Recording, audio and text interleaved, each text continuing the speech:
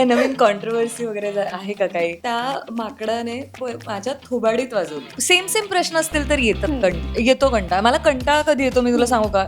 आणि रागही येतो. अरे यार नाही होत असं कधी कधी. नंतर वसवत्याचे जवळजवळ तिला 150 प्रकारच्या कोशिंबीर बनवतात. व्हॉट इफ मला ऍक्टिंगच नाही जमत, मला कोणी कामच नाही दिलं. अरे बापरे खूप वेळ जातो. अरे अजून 3च दिवस आपल्याकडे, कसं होईल? मी तर 3 स्क्रिप्ट देऊन झाल्यात आमच्या क्रिएटिव्ह. श्वेता म्हणून जी छाप होती त्यापेक्षा वेगळं आणि त्यापेक्षा अजून नालायक कसं दिसू शकू याचाच मी प्रयत्न करत असते. वियर्ड फूड कॉम्बो जे ट्राय केले. मला असं वाटतं की आजकाल सगळंच तुम्हाला वियर्ड वाटतं ते कुठेतरी ती डिश असतेच अवेलेबल. पहिल्यांदा कुठल्या तरी सेलिब्रिटीला असं बघते आणि ते बोलले माझ्याशी, हे कसं होऊ शकतं? जर तू विचारशील तुला काय आवडतं, पॉझिटिव्ह रोल की निगेटिव्ह, मी नमस्कार, मी मधुरा शिदे आणि कलाकृती मीडिया तुम्हा सगळ्यांचं मनापासून स्वागत आहे. मी आज आलेली आहे लग्नानंतर होईलच प्रेम या मालिकेच्या सेटवरती आणि माझ्याबरोबर आहे जी खरं तर पडद्यावर तुम्हाला कदाचित राग येत असेल तिचा बघताना, पण ती खरी खूप गोड आहे. माझ्याबरोबर आर्या आहे, म्हणजेच अनघा. हाय. कशी आहेस? मस्त झालं जेवण बिवण? मस्त झालं. तुम्ही जेवला नाही पण आम्ही मस्त आम्ही खाऊन आलेलो येताना. तुमच्या समोरच आम्ही खूप काय जेवलं. त्यामुळे मला सांग, लंच ब्रेक किती आवडीचा असतो, किती वाट बघतेस? मी त्याच्यासाठीच येते. तुम्ही थोड्या वेळाने ते शूट करा. मी इथे आल्यानंतर मी सकाळी पण कितीही लवकरचा कॉल टाईम असेल तर मी जेवण बनवून येते. अगदी सागर संगीत, भाजी पोळी वरण भात. आणि दुपारच्या वेळेला पण माझं स्मूदीसाठी इथे मिक्सर वगैरे सगळं आणलेलं असतं. सो सगळ्या गोष्टी असतात. आणि मी जिच्यासोबत रूम शेअर करते, रम्या, तर तिचं अख्खं किचन आहे इथे. त्यामुळे जेवण ही गोष्ट खूप महत्वाची. आपण कशासाठी पैसे कमवतो, काम कशासाठी, ते महत्वाचं आहे. जेवण ही गोष्ट खूप महत्वाची आहे आयुष्यात. ती मी खूप सिरियसली घेते आणि मी त्याचसाठी इथे येते. खाण्यासाठीच. Yes, definitely.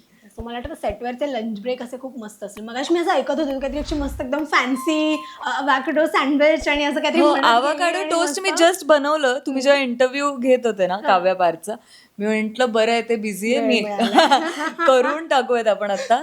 सो ते जस्ट बनवलं आणि मी बाहेर घेऊन आले, कारण मला कळत नव्हतं तर ब्रेकफास्टला मला वेळ नाही मिळाला, तर म्हटलं बनवूयात पटकन काहीतरी. सो रोज फॅन्सी काहीतरी असतंच इथे. आमचं क्रिएटिव्ह आज त्याच्या बायकोने ट्रेसलेचे आणि तिरामिसू पाठवलं होतं घरून बनवलेलं. सो ते रोज काही ना काही, जसं वसवत्त खीर बनवून आणते किंवा आवी दादा जवळजवळ 4 ते 5 प्रकारच्या भाज्या घेऊन येतो. बापरे. त्यामुळे इथे सगळ्यांकडे छान छान जेवणाचे डबे असतात. नंतर वसवत्त्याचे जवळजवळ तिला 150 प्रकारच्या कोशिंबीर बनवतात आणि मला तिच्या हातची बीटची कोशिंबीर खूप आवडते. सो ती आणते. त्याला कोणी बीट नाही करू शकत. खरं. अरे मस्त मस्त. चला पुढचा प्रश्न. मगाशी मी आणि अनघा बोलत होतो इंटरव्ह्यूच्या आधी, तर तेव्हा तू मला विचारत होतीस की कंटाळा येतो का इंटरव्ह्यू घ्यायचा. मला सांग, तुला कंटाळा येतो का इंटरव्ह्यू द्यायचा? ऍक्च्युली नाही येत. सेम प्रश्न असतील तर येतो कंटाळा. मला कंटाळा कधी येतो मी तुला सांगू का? आणि रागही येतो की मला असं होतं की मी काही जेव्हा मला विचारतात की काही इन्स्पायर करणारे शब्द, तुमची जर्नी, हे मला अजिबात आवडत नाही प्रश्न. कारण की मला असं वाटतं त्यांची प्रत्येकाची जर्नी असेल, तुझी असेल, प्रत्येक जण स्ट्रगल करतो. करेक्ट. प्रत्येक जण. त्यामुळे माझं ऐकून लोक इन्स्पायर होतील की नाही मला माहित नाही. त्यामुळे उगाच कशाला आपलं काय कोड कौतुक. आता जे बोलतोय आपण ते किती छान आहे बरं. जेवणाबद्दल बोलतोय, आवडता विषय. बाकी नाही. आणि मला नाही, ऍक्च्युली मला मजा येते इंटरव्ह्यूज मध्ये, खरंच जेन्युइनली मजा येते. आणि स्पेशली खूप वर्षानंतर मी इंटरव्ह्यू करते सिरियलसाठी, त्यामुळे मला अजूनच मजा येते. आणि मी पण आधी PR करत असल्यामुळे मी पण बरेचसे इंटरव्ह्यूज घेतलेत लोकांचे, त्याच्यामुळे मी हे समजू शकते. म्हणजे तुम्हाला पण किती मजा येत असेल, तुम्हाला पण किती वेगवेगळ्या गोष्टींची माहिती असावी लागते. आणि मी ह्याच फील्डमधनं ऍक्टर झाले असल्यामुळे मला मज्जाच येते. पण मग तुला का चेंज का करावं असं वाटलं? कारण ते कधीच ठरलेलं नव्हतं ना. म्हणजे मी एक्सपिरियन्स घेत होते, मला करून बघायच्या होत्या सगळ्या गोष्टी. प्लॅन बी होता हा नेहमीच. कारण की व्हॉट इफ मला ऍक्टिंगच नाही जमलं, मला कोणी कामच नाही दिलं, मला काम जरी येत असेल तरी काम नाही मिळालं किंवा ती अपॉर्च्युनिटी नाही मिळाली, तर आपण एकाच फील्डवर डिपेंडंट नाही राहू शकत. आपल्याला प्रॅक्टिकली विचार करणं आहे. पैसा महत्वाचा आहे, काम महत्वाचं आहेच, पण त्या कामामुळे आपल्या बाकीच्या गोष्टी कॉम्प्रोमाइज नाही झाल्या पाहिजे. त्यामुळे तुम्ही आयुष्यात सगळं ट्राय करायला पाहिजे. एकच आयुष्य, मला एकाच आयुष्यात फक्त ऍक्टर म्हणून नाही मरायचं, मला सगळ्या गोष्टी ट्राय करायच्या. म्हणून मी ते ट्राय करत होते आणि मला मज्जा आली. मी आतापर्यंत जे काही जॉब्स केले त्याच्यात मला मज्जा झाली. तू आत्ता म्हणालीस की तुला एकच लाईफ आहे, त्याच्यामुळे तुला ते एकच गोष्ट नाही बघत, तुला खूप गोष्टी तुला करायच्या. पण मला असं वाटतं ना की कलाकार म्हणून सुद्धा तू या बाबतीत ना, कलाकार कायम लकीच असतात असं वाटतं, कारण त्या एका आयुष्यात खूप वेगवेगळ्या भूमिका जगता येतात. ऍब्सोल्युटली. सो तुझ्या अशा कोणते ड्रीम रोल्स आहेत का, जसं की अच्छा हे करायचं, किंवा आता तू खलनायिका करतेस, किंवा खलनायिका म्हणजे असं नाही लास्ट सिरियल मध्ये तू केली होतीस, पण आता पण थोडी निगेटिव्ह तशी शेड आहे, पण अशी एखादी भूमिका की जी तुला असं वाटतं की यार ही मी केली पाहिजे, किंवा मी अशा टाईपचं काहीतरी करायला पाहिजे, असं तुझं आहे? ॲब्सोल्युटली. मला माझी खूप इच्छा आहे की मला एखादी ॲक्शन फिल्म करायची आहे, ज्यात मी कुठलाही बॉडी डबल न वापरता सगळे ॲक्शन्स मी करते आहे. मला त्याच्यासाठी मला आवडतं वर्कआउट करायला, स्वतःच्या बॉडीवर काम करायला, किंवा असे काही चॅलेंजिंग रोल्स असतात जिथे तुमची भाषा वेगळी असते किंवा तिथे तुम्हाला बॉडी डबल वापरावा लागतो. कारण बऱ्याचदा आपण ॲक्शन फिल्म म्हटल्यानंतर तिथे फक्त मेल ॲक्टर्स असतात. सो असं काहीतरी स्वतःला चॅलेंज देऊन, स्वतःमध्ये बदल करून त्या एका रोलसाठी तुम्ही कितपत हार्डवर्क करू शकता, तर ते मला एक्सपिरियन्स करायचं, मला ती जर्नी अनुभवायची. त्याच्यामुळे मला खूप इच्छा आहे. शिवाय मला माझ्या आवडत्या कलाकारांबरोबर काम करायची इच्छा आहे. मला नक्कीच इच्छा आहे की मी काही वर्षात कुठेतरी एखादा बॉलिवूडमध्ये पण, इवन हॉलिवूडमध्ये पण एखादी संधी अशी मिळावी की ते एक्सपिरियन्स करायचं आणि ती काम करायची. पण मला आत्ता विचारशील तर माझी नक्कीच इच्छा आहे की मला एखादी ॲक्शन फिल्म करायची इच्छा आहे की जिथे मी स्वतःचे ॲक्शन स्वतः करते. आय होप तुला लवकरात लवकर मिळते. तुला पहिला इंटरव्ह्यू मीच घेईन. Yes, definitely. आता coming back to the serial, नंतर लोक म्हणतील की हे सिरियल सोडून बाकीच चालू आहे यांचं. So आता जो काही आता सिरियल मध्ये आणि सेटवरती ते ना खूप म्हणजे इतकी कमाल वाईब आहे ना, मी आल्यापासून बघते, मला वाटतच नाहीये की हा सेट इतकं असं छान होमली, सगळेजण असं छान त्याच ह्याच्यामध्ये राहतायत, बोलतायत एकमेकांशी. सो जेव्हा असा एखादा ट्रॅक येतो ज्यात सगळेच जण असणार असतात तुम्ही, तर तेव्हा साधारण काय किती मज्जा चालू असते, किंवा आता तर 3 दिवस मला वाटतं तुमचं हे शूट सुरू आहे. बरोबर.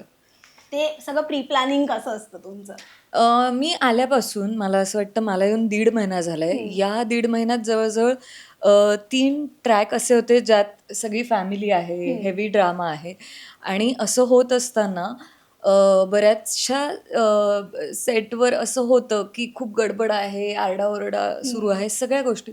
पण मला इथे एक गोष्ट इतकी सरप्रायझिंग आहे की ना, सगळे इतकं छान रिलॅक्स असतात इथून. त्यामुळे ना हळूहळू म्हणजे शांततेत सगळी कामं होतात. आणि माझ्यासाठी म्हणजे खूप असं होतं की अरे बापरे बापरे, खूप वेळ जातो, अरे अजून हा शॉट लागला नाही आहे, आता 3च दिवस आहे आपल्याकडे, कसं होणार. पण ते इतक्या स्मूथली सगळं होतंय आणि प्रत्येकाचे ना इक्वेशन्स आहेत एकमेकांबरोबर वेगवेगळे. म्हणून म्हटलं मी तर नवीन आहे या फॅमिलीचा भाग. यांनी तर 500 एपिसोड्स केलेत. पण मला हे बघून मजा येते की प्रत्येक फॅमिलीज वेगळ्या असतात, प्रत्येक सेट वेगळा असतो. तसं हा सेट खूप चिल सेट आहे. म्हणजे इथे असं वाटतं आल्यानंतर की आपण मजेत काम करतो, हसत खेळत काम करतो सगळे. आणि बऱ्याचशा जणांचे स्वभाव खूप मिश्किल आहे. जीवा, पार्थ, अविदादा, इवन रुजुताई, हे सगळे असे मिश्किल स्वभावाचे सिनियर्स आहेत. त्याच्यामुळे खूप हसत खेळत काम होतं. खूप लोक, मला असं वाटतं ऑलमोस्ट घरातल्या प्रत्येक सीनमध्ये सगळेच असतात. त्यामुळे ते सीन करायलाही मजा येते. आणि सगळे सोबत असल्यामुळे जसं आपला महत्त्वाचा विषय झाला खाण्याचा, लंच ब्रेक, सगळे ब्रेक्स सोबत होतात, गप्पा होतात, वेगवेगळ्या विषयांवर बोललं जातं. त्यामुळे मला तर आल्यापासून मजा वाटते. मला कुठेच असं वाटलं नाही की मी नवीन भाग आहे या सिरियलचा. त्यामुळे येस, इट्स फन.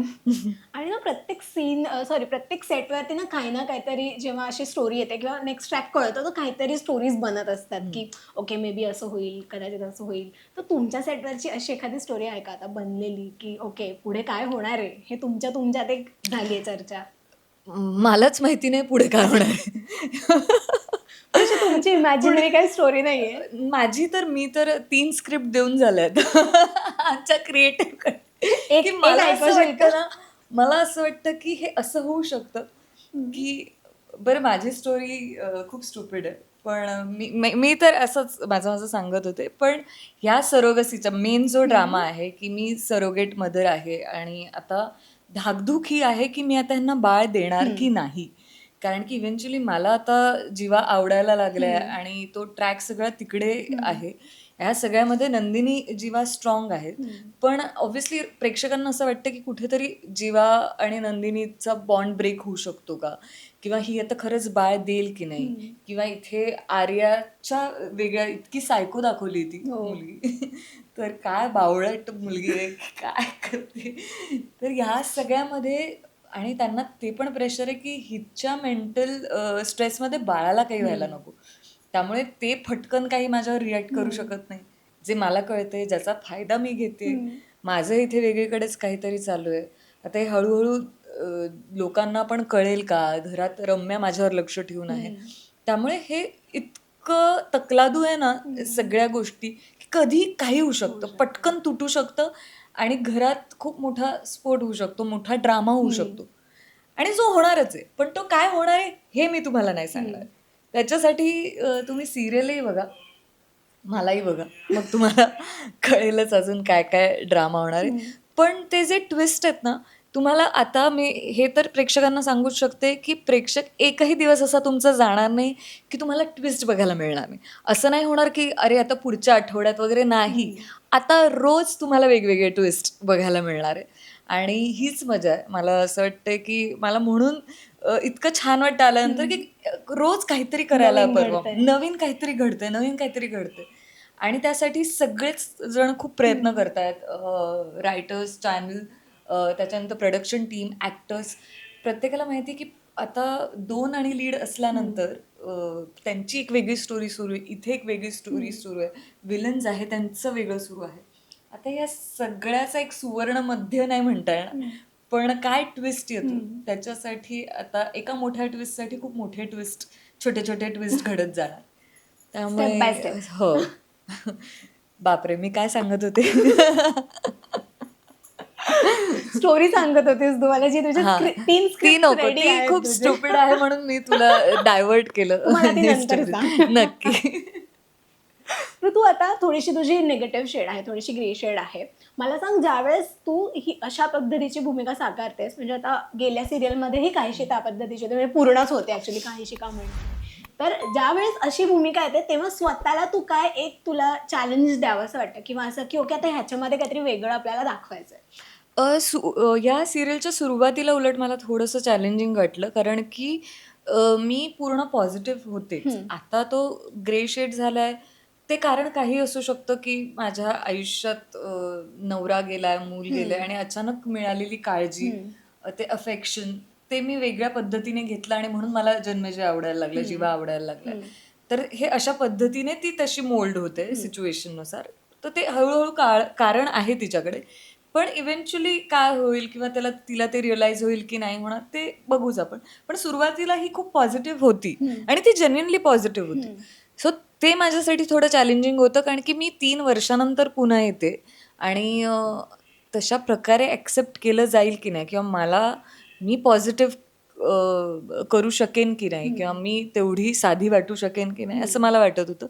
पण कुठेतरी आपल्याला ते असतं ना, म्हणजे मला जर तू विचारशील तुला काय आवडतं पॉझिटिव्ह रोल की निगेटिव्ह, मी सांगेन की निगेटिव्ह मला नक्कीच. वाटलं कारण बरं. कारण त्याची मजा येते ना. आय डोंट नो मला आत्ता अजून मजा यायला लागली. कारण की आता पुन्हा मला असं वाटतंय की ती जी ग्रे शेड आहे ना, ग्रेड. ती जी ग्रे शेड आहे ते मी माझं इन्व्हेंट केलेलं वर्ड आहे. तर ती ग्रे शेड जी आहे ती प्ले करणं पण खूप चॅलेंजिंग आहे कारण मध्येच ती आपल्याला पॉझिटिव्ह वाटते किंवा ती ती असं दाखवते की हे तर घडून आलं म्हणजे मी तर काही केलंच नाहीये म्हणजे माझी काही चूक नाहीच आहे. त्यामुळे कधी-कधी बऱ्याचदा ह्या दोघांनाही गिल्ट वाटतं. तर आपले जे प्रोटॅगनिस्ट आहेत त्यांना गिल्टमध्ये टाकून मग त्यांनीच माफी मागायची आणि मग त्यात हिला जे सुख मिळतं, ही तशी अलिग्रेशन आहे. पण मला तेच म्हणायचं आहे की चॅलेंजिंग माझ्यासाठी इनिशियल पार्ट होता पॉझिटिव्ह. नेगेटिव्हसाठी मला असं वाटतं की ते चॅलेंजिंग नाही, मला त्याच्यात खूप मजा येते. उलट त्याच्यात एफर्ट्स अजून टाकावेसे वाटतात. आणि आधी आपण जे केलं होतं श्वेता म्हणून जी छाप होती त्यापेक्षा वेगळं आणि त्यापेक्षा अजून नालायक कसे दिसू शकू याचाच मी प्रयत्न करत असते. पण तुला असं भेटल्यानंतर वगैरे कमेंट्स पण तशा येत असतील ना? आधी तर खूप हो, येत असेल, हो. आता कशा येतात? सो सुरुवातीलाच अगदी म्हणजे ही सीरियल बघणारी लोक इतकी आहेत की माझं यासोबत नाटक पण सुरू आहे. जेव्हा प्रेक्षक येतात तेव्हा अगदीच टेलिकास्ट झाल्यानंतर 2-3 दिवसानंतरच ते आले होते सांगायला की आम्ही बघतो डॉक्टर आर्या, डॉक्टर आर्या. पण आता पुन्हा DMs यायला सुरुवात झाली जस्ट लाईक बिफोर. त्यामुळे एका बाईने तर केलाच आहे मला मेसेज. ती तर येणारच आहे मला भेटायला असं ती बोलली की बापरे, परत तू जीवाच्या नादाला लागलीस किंवा धमकीच तू दिलीये. तर मी तुला भेटून तुझ्या मुस्कडात वाजवीन असा तिचा मेसेज आहे जो मी ठेवलाय. त्यामुळे आणि इवन जे प्रोमोज असतात त्याच्या खाली जे कॉमेंट्स येतात त्यामुळे लोकांचं असं भरभरून प्रेम येतच असतं माझ्यापर्यंत आणि जे मला खूप आवडतं. म्हणजे ही पावती आहे माझ्यासाठी. त्यामुळे हे परत सुरू झालंय आणि आता ते कुठल्या लेवलला जाईल हे मला माहित नाही. पण येस आय एम पण एन्जॉईंग ही द छान गोष्ट कॉम्प्लिमेंट्स. आहे की तुझं काम पोचतंय आणि ते आवडतंय छानच हेच. गोष्ट आहे. मी वाट बघते त्या बाईची कधी येणार आहे ती. बघत असाल तुम्ही तर लवकर या. अनघा, मला सांग की अभिनेत्री म्हणून तू सगळ्यांना माहिती आहे, तुझं हॉटेल सुद्धा आहे. सो आम्हाला ती साईड पण माहिती आहे तुझी, आणि तू आता जसं सुरुवातीला सांगितलंस की तुझं खूप प्रेम आहे खाण्यावर. सो तू का सगळं सुरू केलंस हे पण आता कळलंय. पण मला सांग, ह्याच्या व्यतिरिक्त एक व्यक्ती म्हणून तुला अजून कोणत्या गोष्टींमुळे ओळखलं गेलं पाहिजे असं तुला वाटतं? मी खरं सांगू का, माझी ही लहानपणापासूनची इच्छा आहे आणि जे मी करणार आहे, लवकरच करणार आहे. पण माझ्याकडे अजून तेवढे पैसे नाही आहेत. पण मला असं सोशली जेव्हा चुकीचं घडत असतं आपल्या समाजात किंवा मी कुठल्याही मला खूप इझिली नाही रडू येत. मी तेवढी EQ माझं स्ट्रॉंग नाही. पण मी कधी कुठल्या कुत्र्याचं पिल्लू बघितलं किंवा एखादं मांजरीचं बाळ किंवा कोणीही असो की जे रस्त्यावर आहे, ज्यांना काही लागलंय किंवा जे स्ट्रे आहेत, अशा प्राण्यांकडे बघून मला खूप त्रास होतो आणि मला मला तिथे असं होतं की ह्यांच्यासाठी काहीतरी करायचं. सो मी लवकरच जेव्हा माझ्याकडे भरपूर पैसे येतील किंवा कोणी जर मला स्पॉन्सर केलं तर मला शेल्टर हाऊस ओपन करायचं, जे मी गेली अनेक वर्ष म्हणते आहे की मला ही गोष्ट करायची आहे आणि ती मी करणार आहे नक्की. पण त्यामुळे मला ओळखलं जावं असं नाही वाटत. पण मला असं वाटतं की त्या गोष्टीमुळे मला सगळे जणांनी मला कनेक्ट व्हावेत सगळी लोकं आणि मिळून असं काहीतरी करायला हवं की ज्यामुळे आपल्यालाही छान वाटू शकतं. किंवा अजून एक अशी इच्छा आहे की आपल्याकडे आपण इतके प्रिव्हिलेज्ड असतो ना, आपल्याला एखादी फिल्म बघायची असेल, आपण 1000-1000 रुपयाचं तिकीट काढून जातो, फिल्म्स बघतो. देर आर किड्स की ज्यांना खरंच ज्यांच्यामध्ये तो टॅलेंट असतो अभिनयाचा किंवा ज्यांना खरंच फिल्म्स बघायला वगैरे आवडतं, की अशा मुलांसाठी कधीतरी एखादं स्क्रीनिंग ठेवायचं, त्यांना छान क्लासिक फिल्म्स, आत्तापर्यंतच्या आलेल्या छान छान फिल्म्स असो किंवा एखादी सिरीज असो ते दाखवायचं. सो मध्ये माझ्याकडे जेव्हा मी रीडिंग सेशन ठेवायचे तेव्हा सुद्धा मी प्लॅन केला होता की मी एक स्टुडिओ बुक करायचं ठरवलं होतं, जिथे स्क्रीन लावायची आणि दर आठवड्याला आपल्याच मित्रपरिवारात किंवा ज्यांना इच्छा आहे आपण सगळ्यांनी ती स्क्रीनिंग अटेंड करायचं. तर म्हटलं हे आपण करू शकतो. तर आपण जे अनप्रिव्हिलेज्ड लहान मुलं आहे ज्यांना खरंच आपण हे दाखवू शकतो की काय काय आहे, व्हॉट इज आर्ट किंवा ह्या फिल्म्स आहेत आणि मला खूप आवडतात फिल्म्स बघायला, तर मी ह्या दाखवू पण शकते. सो या 2 गोष्टी मला करायची खूप इच्छा आहे. एक तर लहान मुलांना आपल्या फिल्म्स, सिनेमा वगैरे याबद्दल फिल्म्स दाखवणं आणि शेल्टर हाऊस ओपन करणं. किती मस्त. बरं, आता मी तुझ्यासोबत एक छोटासा रॅपिड फायर घेऊ, चालेल?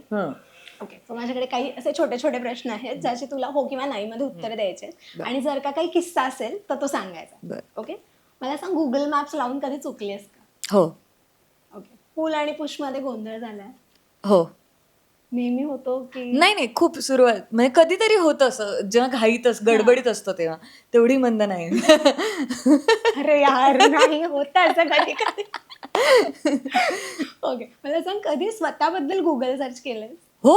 अजूनही करते कधी कधी. काय नाव टाकलेलंस तू स्वतःचं? हो, कारण मी 2 नावं लावते ना, अनघा अतुल पण, हां, अनघा आणि भगरे पूर्णा पण. लावतेस. अनघा भगरे पण.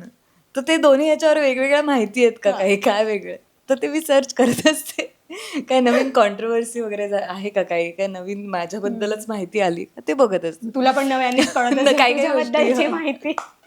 त्यासाठी मी करावं कधीतरी आपलं नाव सर्च करून किंवा बघते कोणी अजून अनघा अतुल आहे का आहे किंवा अनघा भगरे आहे का अजून.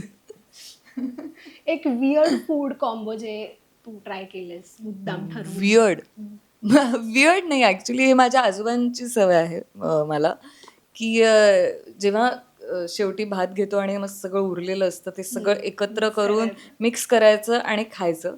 तर वियर्ड असं नाही म्हणणार मी, सगळं इव्हेंच्युअली पोटातच जातं. जे आईस्क्रीम भात वगैरे असं काही मी ट्राय नाही केलं अजून, पण नाही नाही अजून वियर्ड फूड कॉम्बिनेशन ट्राय करायचंय म्हणजे करायचं. हां, मला असं वाटतं की आजकाल सगळंच तुम्हाला वियर्ड वाटतं ते कुठेतरी ती डिश असतेच अवेलेबल. त्याच्यामुळे ऑलरेडी ज्या डिश आहेत एक्झिस्ट करतात त्यापैकी पण बऱ्याचशा वियर्ड आहेत. त्याच्यामुळे आपण असं काय म्हणू शकत नाही. आपण एखादं नाव द्यायचं का आपल्या डिशला? फॅन्सी नाव. हा, फॅन्सी नाव समोर तेच द्यायचं. असतं पण फॅन्सी नाव. ती आपल्यासाठी वियर्ड असतं, समोरच्याला नाही दाखवायचं पण ते वियर्ड आहे. बरं मला सांग अशा 3 गोष्टी ज्याच्याशिवाय तू घरातून बाहेर पडत नाहीस. फोन, हम्म. जेवण काहीतरी खायला पाहिजे ते, आणि माझं चार्जर, बस. पाण्याची बाटली वगैरे नाही. हा, माझं चार्जर, तीन फोन मेन गोष्टी. आणि food. Okay. That's it. Okay. ग्लेअर्स, एअरपॉड्स. बढ़ती जा रही है. पण हा, काहीतरी खायला आणि खायला पाहिजे. मला वाटतं फोन हा ठीक आहे चल करूयात आपण काउंट करूयात. चार्जर सोडून दे. हा, ते सगळे ग्लेअर्स घेऊ आपण. ठीक आहे चालेल. लहान असताना किती दंगेखोर होतीस? मी खूप खूप जास्ती. मी एकदा लहानपणी समोर माकड होतं, म्हणजे टेरेसवर माकड आलं होतं. तर मला कळलं की वर माकड. मी खाली गेले, आईला म्हटलं आई घरात केळं आहे का? तर आई म्हणे आहे ना. मी ते घेऊन गेले वर. मी त्याच्याकडे बघितलं, मी त्याच्यासमोर ते ओपन केलं आणि मी पाहिजे तर त्याने तो आला, मी त्याच्यासमोर अरे यार मला खाल्लं. देशील तू.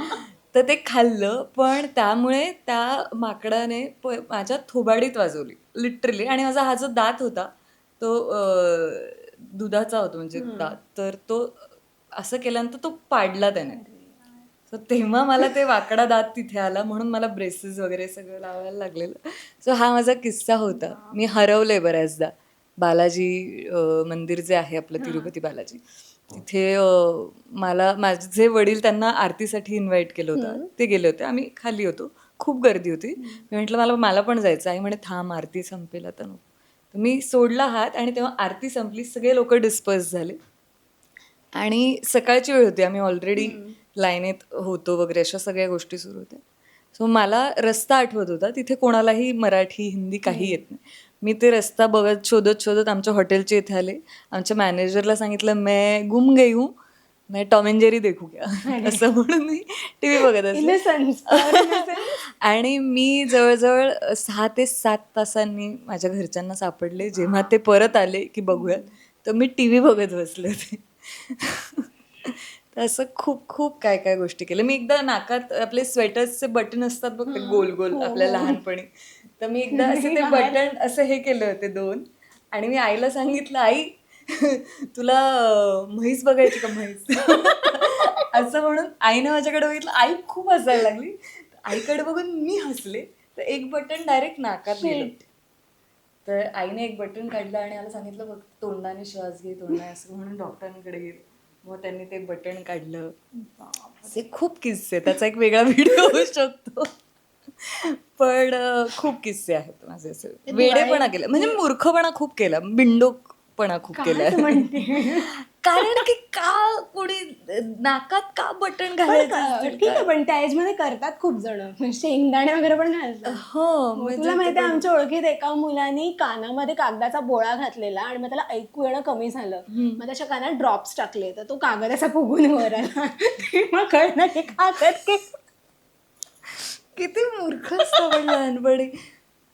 खूप किस्से आहेत असे, खूप म्हणजे जण करतात, कॉइन बिन घेतात. हा, काही म्हणजे खूपच किस्से बापरे, जाऊ दे. मी सांगितले चांगले किस्से मी सांगितले आहेत माझ्या लहानपणीचे. पण मी तू बाकी दिवाळीमध्ये कधी शेजारच्यांच्या घराबाहेर असा आयटम बॉम्ब वगैरे लावून आली? मी फेकलेत एवढं अंगावर. केलं. अंगावर फेकले हो. सो मी 5वीत वगैरे असताना पतंग उडवायला शिकलेले आणि मला खूप छान वाटायचं अरे पतंग उडवत आहेत. मग माझ्या भावाने आत्याचा मुलगा त्यानेच शिकवलं की हे बघ हा लवंगी फटाका आहे, हा असा घ्यायचा आणि असा टाकायचा. तर मग त्याने तो गेम सुरू केला की ना आपण आता सगळ्यांच्या अंगावर टाकायचं. सो आम्ही ती इतकी सवय लागली होती की मग आम्ही प्रत्येक जो कोणी येईल त्याच्या अंगावर ए फटाका असं म्हणून ते करायचो. आणि माझा ग्रुप होता शाळेत असं कॉलेजमध्ये असताना. तर आम्ही दिवाळीचं 2 नाईट्स फटाके फोडायला म्हणून जमायचो. तर आम्ही रात्रीच्या वेळेला 1 वाजता जे रॉकेट असतं ते आम्ही रस्त्यावर असे लावायचो. गोलमाल स्टाईल. त्याच्यामुळे ते असे जायचे गाडी खाली इकडे तिकडे. तर कोणाचा सगळ्यात दूर जातो ओके. ते ह्याची रेस लावायचो आम्ही. आणि आम्ही हे असे सगळे प्रकार करून झालेत की जिथे आम्ही एकमेकांच्या अंगावर नंतर ते भुईचक्र इवन ते झाड असतं ना ते लावलं की ते पायानं पाडायचं आणि मग ते तिकडेच जातो. भुईचक्कर जे असतं मिक्स होतं ते. तर गोल करायचं आणि ते लावायचं आणि मग ते पायाने एकमेकांच्या अंगावर हे करायचं. मच्चावलंय फुल तिने. दिवाळी खूप बघ मी मिस करते. मी आता फटाके नाही फोडत म्हणजे इच्छाच होत नाही. पण हे लहानपणी ह्या खूप गोष्टी केल्या. पहिली ऑटोग्राफ कोणाची घेतलेली?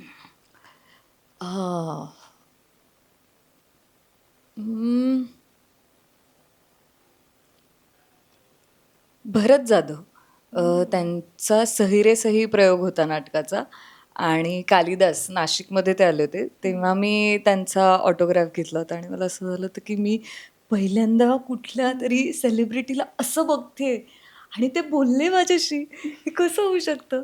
सो हां ती माझी एक कोर मेमरी आहे की पहिले सेलिब्रिटी वॉज भरत जाधव ज्यांना मी ॲक्च्युली बघितलं आणि त्यांनी मला सही दिली होती. किती मस्त होतं ना. पण म्हणजे आता पण घेतात खूप, पण आता खूप कमी झालंय ना की हो तर autographs घेतात. कमी आता झालं कारण photos की जास्त हो घेतात. फोटोज जास्ती घेतात जास्त करून. आणि आता सगळेच अप्रोचेबल झालेत आपले आवडते कलाकार की जे ऍक्च्युली आपण मेसेज केल्यानंतर रिप्लायही करतात किंवा बोलतात आपल्याशी किंवा रस्त्याने जाताना आपल्याला लोकेशन्स माहिती असतात आता हा सेलिब्रिटी कुठे आहे. त्याच्यामुळे खूप अप्रोचेबल झाल्यामुळे आता ते फॅड गेलंय की आधी जसे आपण एक क्रेज असायचा होती. तर ते आता नाहीये काहीच नाहीये. त्याच्यामुळे छानच. म्हणून आता एवढंच विश करू शकतो की आपल्या आवडत्या कलाकारांबरोबर काम करणं हीच खूप मोठी गोष्ट. Okay. Last but not list, Nashik मधली एक गोष्ट जी खूप मिस करतेस आणि मुंबई मधली एक गोष्ट जी तुला खूप आवडते? नाशिकमध्ये मी मिस करते माझं घर. मी खूप मिस करते. म्हणजे नाशिक मध्ये गेल्यानंतर इतक्या गोष्टी एक गोष्ट नाही सांगताय. नाशिकमध्ये गेल्यानंतर वातावरण असेल किंवा तुमचं नेहमीच्या गोष्टी असतील, कट्टा असेल. आता काय झालं आपण मोठे झालो त्याच्यामुळे आपल्याला घरी राहायला जास्त आवडतं.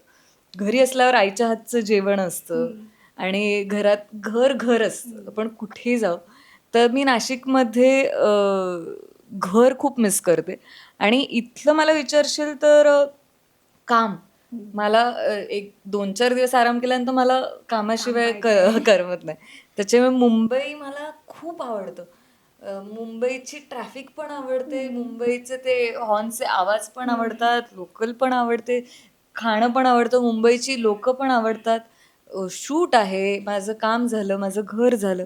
या सगळ्या छोट्या छोट्या गोष्टी कारण की इतक्या वर्षापासून ते आपण आपली लाईफस्टाईल अपग्रेड करत गेलोय किंवा काम करत आलो आणि मुंबईने खूप काही दिलंय. एक सिटी म्हणून सुद्धा आणि ओव्हरऑल एक प्रोग्रेससाठी पण म्हणा बऱ्याचशा गोष्टी आहेत ज्या मुंबईने दिल्या जे इतर कुठे तुम्ही जात ते तुम्ही कम्पेअर नाही करू शकत. कितीही देश फिरले तरी पण आठवण तुम्हाला येते शेवटी मुंबईची की नाही. मुंबईची वाईब आहे ऍक्च्युली वाईब आहे. आम्ही प्रयोग करत होतो US ला. मी महिनाभर होतो. आम्ही कॅनडाला होतो. आम्ही तिथे बेस्ट सिटीजमध्ये होतो, बेस्ट हॉटेल्समध्ये राहिलोय. तिथल्या काय सांगू सगळ्यात श्रीमंत लोकांच्या घरी राहिलोय. त्यांनी आम्हाला होस्ट केलं, बेस्ट फूड खाल्लंय, बेस्ट शॉपिंग केली आहे. पण आफ्टर अ पॉइंट तुम्हाला हवं असतं ते हे मुंबई घरची आठवण येते. मग तुम्हाला तो हवा असतो ट्रॅफिकचा आवाज वगैरे ह्या सगळ्या गोष्टी कारण की तिथे तुम्ही असतात म्हणजे it makes you feel grounded also. आणि ही जी वाईब आहे मुंबईची जी काही, तिथे तुम्हाला आपलेपण वाटतं. तुम्ही कितीही देशात जा, कितीही त्यांना त्यांचं कौतुक असो, पण इव्हेंच्युअली तिथली लोक पण तेच म्हणतात की नाही आम्हाला आठवण येते घरची. तर घर ते घर असतं. Actually. म्हणून येस, मुंबई ही कर्मभूमी आहे आणि नाशिक ही जन्मभूमी जन्मभूमी आहे. आहे. त्यामुळे दोघांचं महत्त्व आहे त्या दोन्ही जागांचं. आणि त्यांची जागा तशीच आहे. ती जन्मभूमी असल्यामुळे मला तिथे घर आठवतं. ही कर्मभूमी असल्यामुळे मला इथे काम असं. क्या बात आहे. आणि इथे रॅपिड फायर संपलेला आहे आणि खूप मस्त रॅपिड, उत्तरं तुझं दिली. रॅपिड फायर, तू ह्याचं नाव चेंज करत आपलं रॅपिड फायर थोडीशी वाढते. लोक झोपले असतील. नाही त्यांना आवडलं असेल कारण का तू खूप छान बोलली.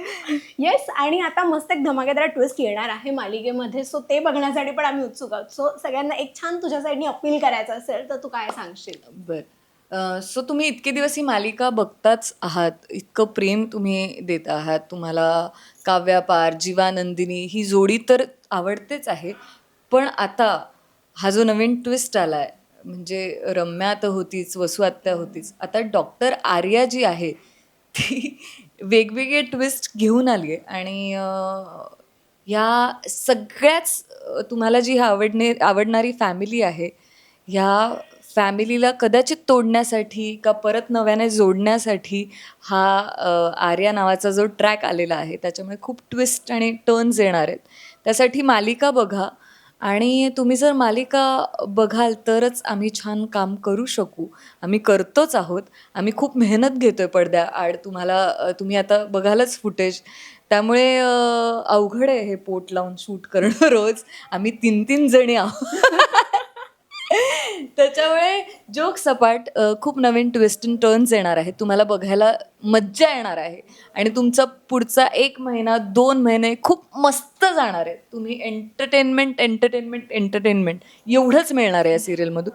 त्याच्यामुळे प्लीज बघा. लग्नानंतर होईलच प्रेम क्या विथ बात आहे. डॉक्टर आर्या आणि कलाकृती media. Thank you so much. Thank you. मज्जा आली मला तुझ्याशी गप्पा मारून. आणि तुला मी का मुद्दाम तसं करते? तू माझा मी ना तुला तू आधी पण घ्यायची सॉरी होतं येस. येस. आणि मज्जा आली मला तुझ्याशी गप्पा मारून खूप. आणि मला वाटतं मालिकेबद्दल खूप प्रश्न तुला विचारले गेले असतील गेल्या थोड्या वेळामध्ये, त्याच्यामुळे मी तुला मुद्दाम काही फार विचारलं नाही त्याबद्दल. नाही, मी असं सगळ्यांना सांगते म्हणजे ये मैं याद रखूंगी. नाही, मालिकेबद्दल तर मी भरभरून बोललेच आहे, पण तू अजून पण बोलावं माझं स्क्रीन टाइम वाढवण्यासाठी म्हणून मी बोलत होते, बाकी काय. येस. आता इकडे अजून एक आहे थांबलेली एंटासाठी, ती जर का नसती तर मी अजून बोलले असते. पण येस, मी पुन्हा येईन सेटवरती आणि अजून खूप गप्पा मारत आपण. Thank you so much and wish you all the very best. Thank you. Rasika हो, कलाकृती मीडिया म्हणजे मनोरंजनाची लयलूट.